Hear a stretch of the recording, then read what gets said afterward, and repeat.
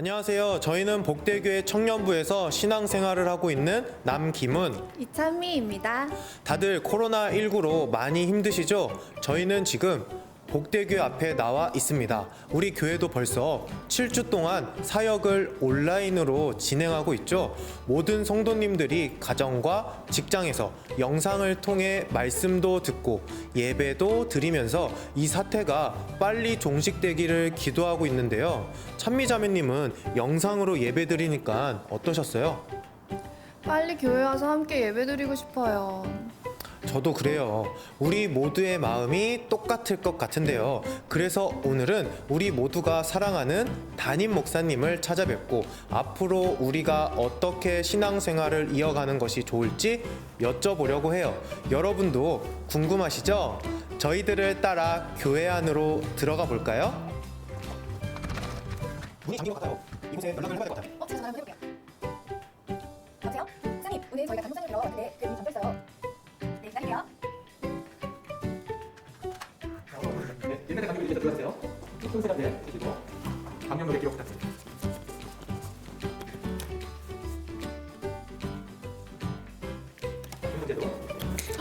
목사님! 열감지 카메라까지? 와, 언제 이런 걸 다 준비하셨어요? 정말 우리 교회 짱이에요. 다 성도님들의 건강을 위해서 교회가 이렇게 준비하고 있습니다. 자, 이제 담임 목사님 뵈러 갈까요? 네. 안녕하세요, 목사님. 매주 영상으로만 뵙다가 이렇게 실제로 뵈니까 너무 반갑네요. 저도 반갑습니다. 목사님 그동안 잘 지내셨어요? 잘 지냈는데 두 분은 어떻게 지내셨어요? 왜 그런 거 있죠? 사랑하는 사람을 봐야 되는데 그 보지 못한 오랜 그리움을 갖고 지내는 그런 심정. 그게 아마 요즘 지냈던 제 마음인 것 같아요. 목사님, 코로나19 때문에 영상으로 예배 인도도 하시고 말씀도 전하시느라 많이 힘드셨을 것 같아요. 영상 예배를 드릴 때 목사님의 마음은 어떠셨나요? 이게 참 처음 경험하는 건데 그런 거 있죠. 그 목동이 양들이 없는데 있는 것처럼 생각하고 막 소리치는 심정. 예배당은 텅 비었고 있어야 될 성도님들은 안 계신데 그들 앞에 외치는 메시지. 이게 참 목회자로서의 마음이 쉽지가 않더라고요. 성도가 많고 적은 것을 떠나서 성도에 대한 소중함, 한 영혼에 대한 그리움, 이것이 우리를 바라보는 주님의 마음이 아닌가, 이런 것들을 참 많이 느끼는 그런 시간이었습니다. 목사님 죄송하지만 저는 집에서 드리는 예배가 어느 순간 익숙해지고 편안해진 것 같아요. 집이나 직장에서 온라인으로 예배를 드리다 보니 네. 그냥 이렇게 계속 예배를 드려도 되나 싶은 생각도 들었어요. 네. 영상 예배를 드리는 시대에 교회의 의미는 무엇이라고 생각하세요? 네. 어떻게 보면 모두가 그런 생각을 또 한 번쯤 할 텐데요. 목회자도 또 그런 생각도 하고 고민도 하고요. 또 가정에서 예배 드리다 보니까 그게 편안하게 다가오는 것도 사실이고요. 그런데 우리가 참 많은 것을 좀 생각해 볼 필요가 있습니다. 재난과 교회라는 제목으로 우리 교회가 속해 있는 교단 신학교, 장로회 신학교에서 교수님들이 중심으로 해서 2권의 책을 냈습니다. 그 책에 나오는 책들을 좀 참고해서 대답할 수 있다면 이런 얘기를 좀 할 수 있을 것 같아요. 정말 의미 있고 중요한 질문이고 대답인데 그렇다고 또 짧은 시간에 다 얘기할 수 있는 건 아니고 무엇보다도 우리가 생각해야 되는 것은 이것은 어디까지나 임시적인 것이라는 것, 부득이해서 생긴 일이라는 것, 이 점을 좀 놓치지 않았으면 좋겠습니다. 전염병이라고 하는 것을 통해서 모두의 안전을 위한 생명을 살려야 된다는 그런 관점에서의 임시적인 것이었지 이것이 보편적이고 일상적인 것은 아니다라는 이런 점들은 우리가 좀 기억하는 것이 좋겠고요. 또 이런 점도 있습니다. 요한복음 4장에 보면 예수님께서 사마리아 여인과의 대화가 있지요. 그때 예수님 그런 말씀하셨습니다. 이곳에서도 말고 예루살렘에서도 말고 영과 진리로 예배드리는 것이 중요하다. 물론 여기서 예수님 강조하는 것은 영과 진리로 드리는 예배자의 자세입니다. 그런데 이런 점도 놓치지 말아야 돼요. 예수님은 안식일이면 꼭 회당을 찾으셨습니다.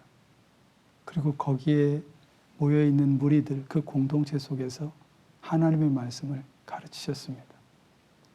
예수님은 늘 하나님의 임재 속에 사셨잖아요. 그런 분께서 꼭 공동체를 찾으셔야 되고 회당이라는 곳을, 장소를 찾으셔야 했을까요? 전혀 필요가 없으신 분이겠죠.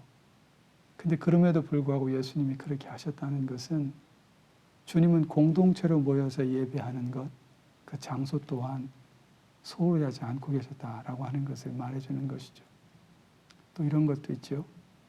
우리가 부활주일날 말씀 나눴지만 안식 후 첫날 저녁에 예수님은 제자들이, 유대인들이 두려워해서 숨어있는 그 다락방, 그곳을 찾아가셨잖아요.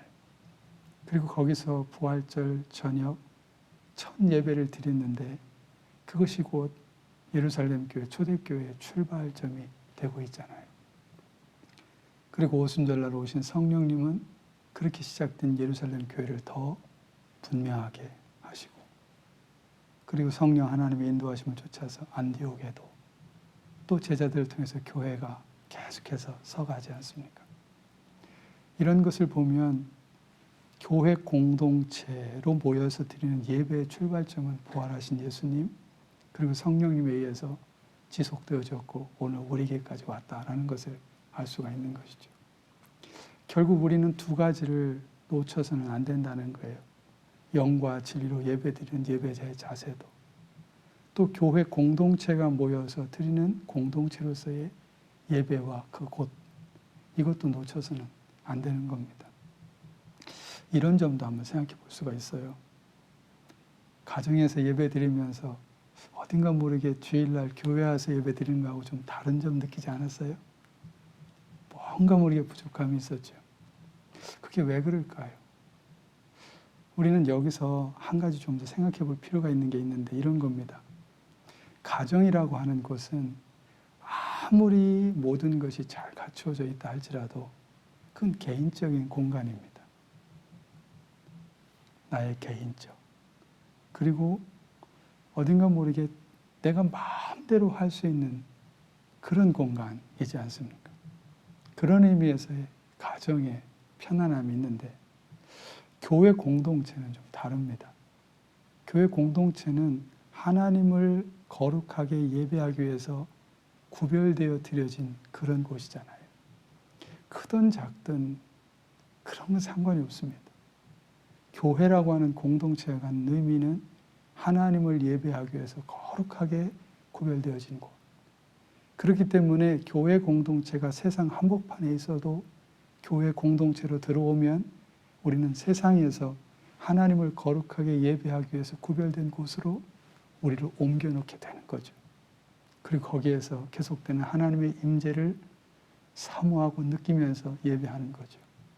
그러다 보니까 교회 공동체에서 예배하는 것과 지극히 개인적이고 지극히 일반적이고 지극히 내 마음대로 할 수 있는 그런 것과는 구별되어진 그런 예배의 또 다른 것을 우리가 교회 공동체 속에서 예배할 때 느끼는 것이고, 가정에서 예배할 때는 어딘가 모르게 부족함을 느끼는 것이죠.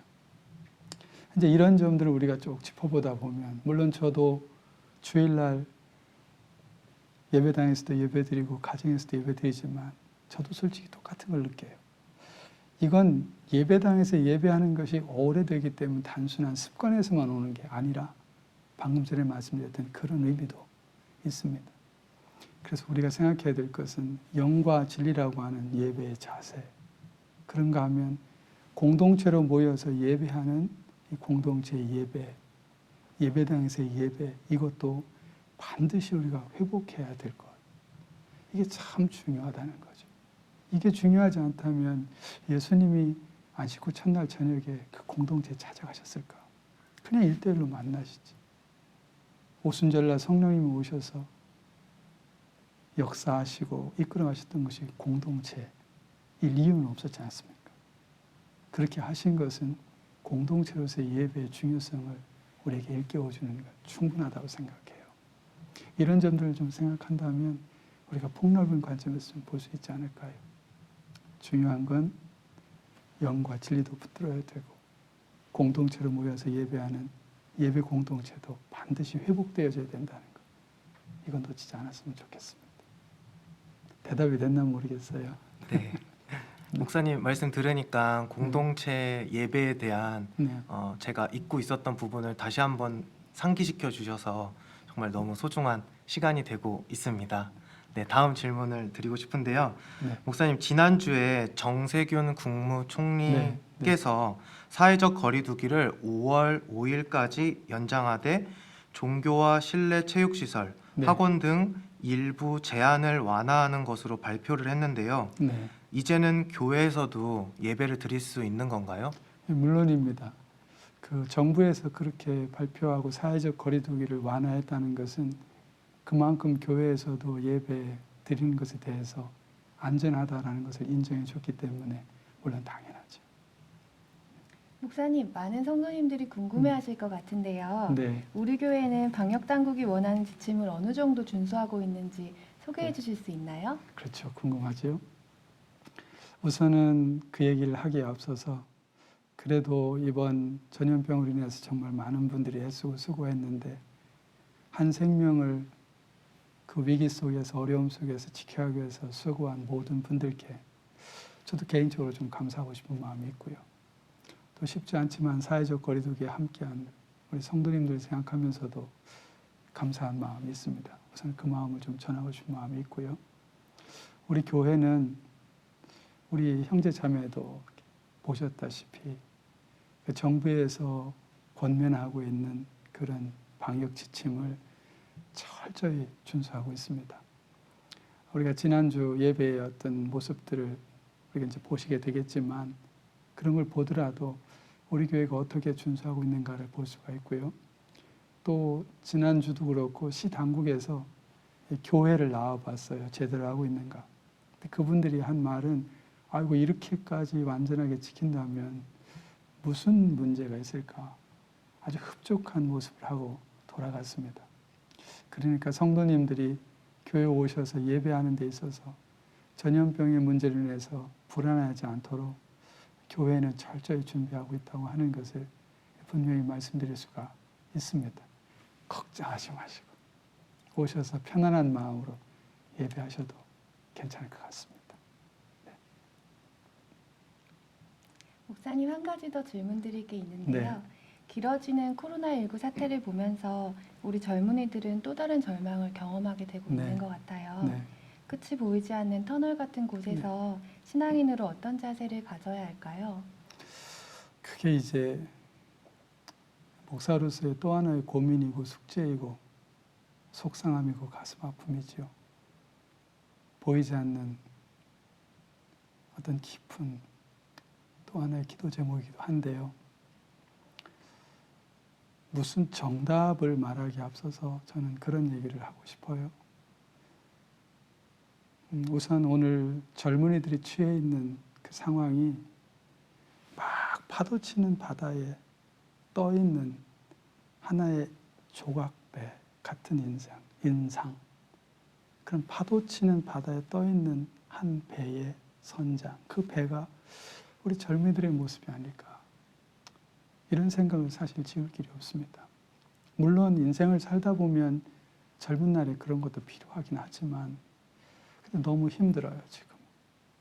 그게 이제 먼저 그 시간을 지나온 선배로서 속상하고 기도하는 제목이죠. 이렇게 어느 순간에 배가 파도치는 가운데에서 흘러가야지만 앞으로 가는 건 사실이지만 지나칠 때는 이게 위험한 거죠.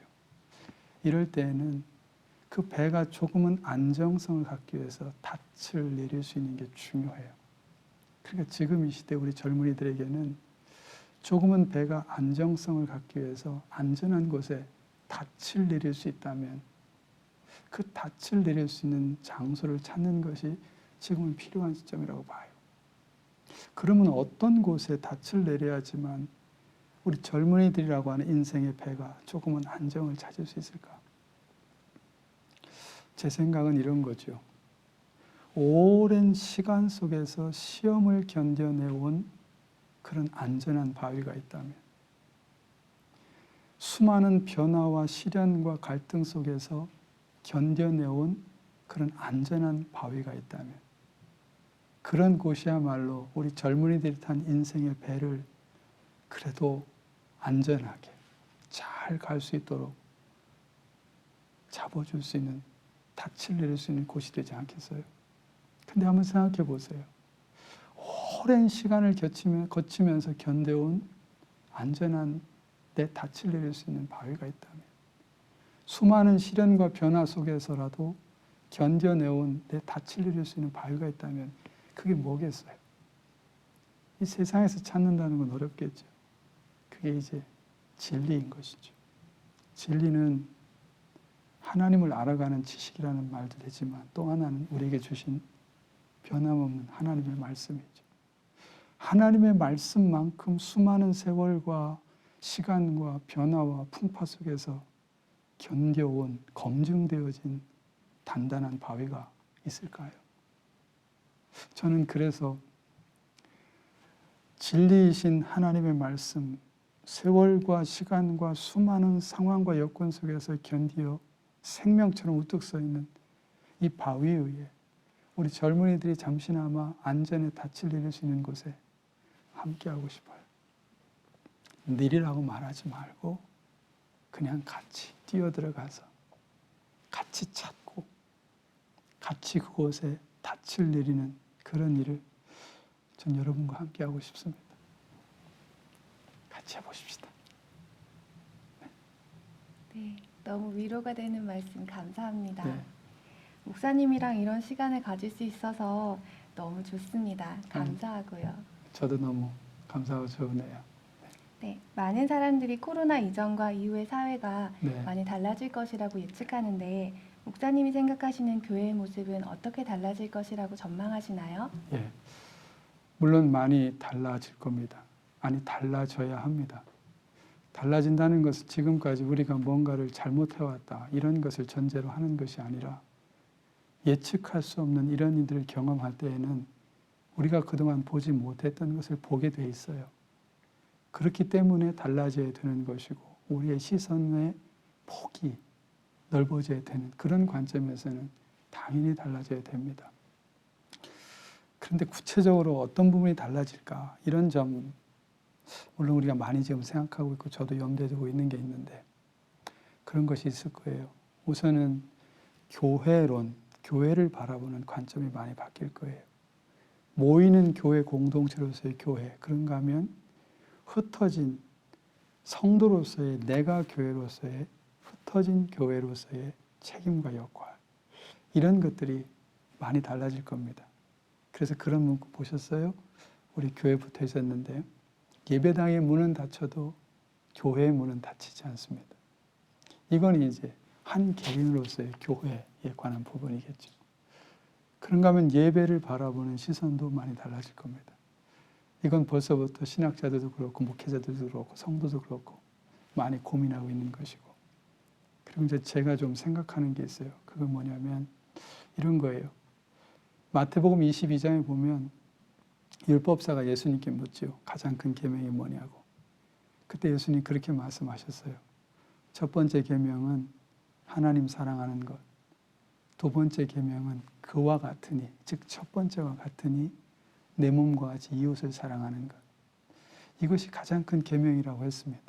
예수님 말씀하신 이 계명은 구약 시대나 신약 시대나 지금이나 변함이 없습니다. 가장 큰 계명입니다. 이 계명을 바라보는 깊이가 많이 변해야 될 것 같은 생각을 합니다. 저는 이번에 이런 일들을 경험하면서 다양한 이유와 또는 어떤 관점, 시선이지만 우리가 하나님을 사랑하는 길이와 주님은 분명히 이웃을 사랑하는 길이가 이와 같으니 같아야 된다고 말씀하셨거든요. 이건 다른 말로 얘기하면 우리가 이웃을 사랑하는 모습을 보면 얼마나 하나님을 사랑하는지를 알 수 있고, 하나님을 사랑하는 모습을 보면 이웃을 얼마나 사랑하는지를 알 수 있다고 하는 그런 의미도 해당이 돼요. 근데 가만 생각해 봐도 이번에 이런 일들을 경험하면서 느끼는 것은 하나님 사랑의 길이와 이웃 사랑의 길이가 같아야 되는데 다른 것 같아요. 이웃 사랑의 길이가 많이 짧은 것 같아요. 이 길이가 같아질 때에 제대로 사랑한다라고 볼 수가 있겠죠. 불균형을 갖고 있다면 어느 한쪽으로 뱅뱅 돌겠죠. 주님을 향하여 나가지 못하고. 저는 이런 관점에서 이번에 이런 질병의 문제를 겪으면서는 하나님에 대한 사랑의 길이를 표현한 것만큼 이웃 사랑의 길이에 대한 표현의 길이도 같이 맞춰가기 위해서는 우리가 이웃을 사랑하는 것에 대해서 더 많은 부분에 신경을 쓰고 관심을 갖고 또 변화를 추구해야 되지 않을까, 이런 생각을 요즘 사실 좀 많이 하는 편이라고 볼 수가 있습니다. 네, 목사님. 코로나19 바이러스 때문에 달라졌고 또 네. 달라지고 있고 앞으로 달라질 그 상황 가운데서 청년들을 향한 하나님의 말씀을 기대하겠습니다.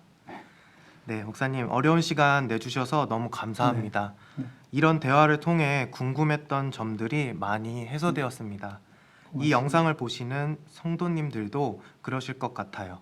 네. 끝으로 사랑하는 복대교회 성도님들께 하시고 싶은 말씀 또는 응원의 메시지 부탁드립니다. 네.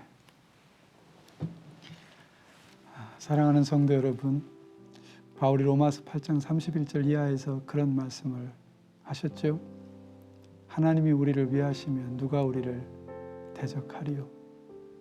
그 아들까지 내어주신 이가 모든 것을 우리에게 주시지 않겠느냐, 이런 말씀을 했습니다. 그러면서 계속해서 이어서 바울은 그렇게 말씀을 했지요. 누가 우리를 하나님의 사랑에서 끊으리요. 환난이나 기근이나 시험이나 위험이나. 바울은 이런 얘기를 쭉 하면서 우리를 하나님의 사랑에서 끊어낼 수 있는 것은 아무것도 없다고 했습니다.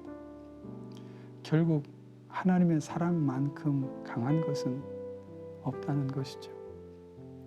눈에 보이지 않는 정말 작은 바이러스가 우리를 너무 힘들게 하는 건 사실이지만, 그렇다고 해서 그것이 우리를 하나님의 사랑에서는 끊어낼 수가 없습니다. 그래서 결국 바울은 그런 결론을 내리잖아요. 그 사랑으로 말미암아 우리가 넉넉히 이긴다고 말이죠. 우리는 이 하나님의 말씀을 믿는 사람들입니다. 그러므로 우리를 사랑하시는 그 사랑 앞에서 요즘 우리가 겪고 있는 이런 삶의 곤고함 속에서 우리가 반드시 넉넉히 이길 것을 믿는 것이 참 중요하리라고 생각을 합니다. 하나님은 우리를 사랑하십니다. 그 사랑은 그 어떤 바이러스도 끊을 수 없습니다. 그러므로 우리는 또 넉넉히 이길 수가 있습니다. 이제는 그동안도 참 쉽지 않은 시간을 보내면서 함께 기도하고 염려하면서 잘 참아주시고 견뎌주셨는데, 하늘 아버지의 그 사랑을 의탁해서 한 가지 더 부탁드리고 싶습니다. 이제는 잘 견뎌내온 그 힘을 가지고, 하나님을 의탁하는 힘을 가지고 성령이 의지해서 하늘 아버지가 원하는 교회 공동체로서의 예배의 회복과 모든 친밀한 코이노니아 친교의 회복, 이런 것들의 회복을 위해서 함께 기도해 주시고 함께 동참해 주시고 함께 힘써 주시기를 간절히 부탁드립니다. 성령 하나님께서 우리와 함께 하시며 그분의 거룩하신 뜻대로 이끌어 가시면서 크신 은혜로 함께 해주실 줄 믿습니다. 이제 또 남은 시간들도 은혜 가운데 잘 보내시다가 거룩한 주일, 이제는 예배당에서 기쁨으로 만나서 그동안 보지 못했던 얼굴 함께 나누며 그 은혜를 같이 나눴으면 좋겠습니다. 고맙습니다. 그리고 저도 이런 인사를 오늘 한번 해보고 싶으네요. 사랑합니다. 사랑하는 복대교회 성도 여러분, 여기는 우리가 찬양하고 기도하며 하나님의 임재를 경험하고 감격적인 예배를 드렸던 우리의 예배실입니다. 여기 와서 보니 자리에 지정석이 있네요. 모두가 2m 간격을 유지해서 예배드릴 수 있도록 준비되어 있어요. 이번 주일부터는 교회에서 드리는 예배에 꼭 참석하셔서 하나님이 주시는 사랑의 힘과 공동체의 하나됨을 꼭 경험하시길 소망합니다. 지금까지 청년부 남김은 이찬미였습니다. 샬롬.